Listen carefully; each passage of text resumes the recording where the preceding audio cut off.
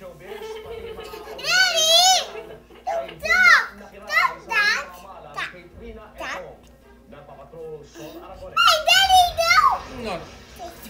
ang bigat sa dibdib ng mga tao sa huling pamamaalam kay Trina, maging mga ordinaryong may sa pamilya.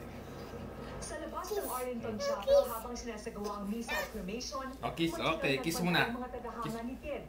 Si Ali nga Hindi, dito. lumuwas pa mula sa kanilang bayan sa Tacloban. Personal na kilala ni Ted at sa telebisyon lang niya ito nakikita, apektado pa rin daw siya sa nangyari sa idolo. Sige. Kay Ted, mga kamag-anak, lalo na yung Again. ng mga pulis, mga pinilyuan, Yan. Dumayo rin ang grupo ito ng mga nurse mula sa Taguig para makiramay. Napaluhar ilang tagahanga. Nang marinig ang pamilya, sumasagi sa kanyang isip ang magbaril dahil sa bigat ng problema. Charan! Kiss na natin. sa kanya, lakas ang lalaki yung loob niya.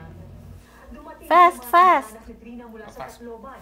Iisa raw ang panalangin nila sa pamilya Etong. Panalangin ko lang mga Again. Orange. Kiss muna, daddy. sila, gusto na magkaroon ng peace of mind. May pakiusap naman ang matalik na kaibigan ni Ted sa publiko na mula sa simula ay Fast. hindi niya iniwan si Ted. Napakabait na tao ni Trina.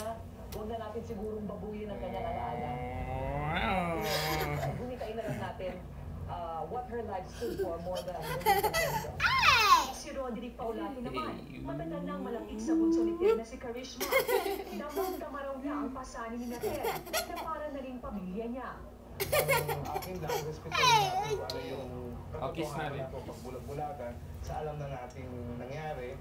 Humingi naman ng dispensa si Ted Filon sa ilang mga taong hindi nakasama sa pribadong seremonya.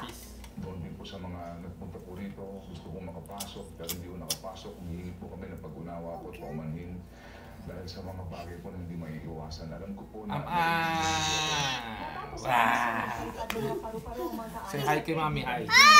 Hi! Yummy! Ang cremation at ng pamilya Etong sa bagong yugto ng kanilang buhay. Isa ang tiniyak ng kanilang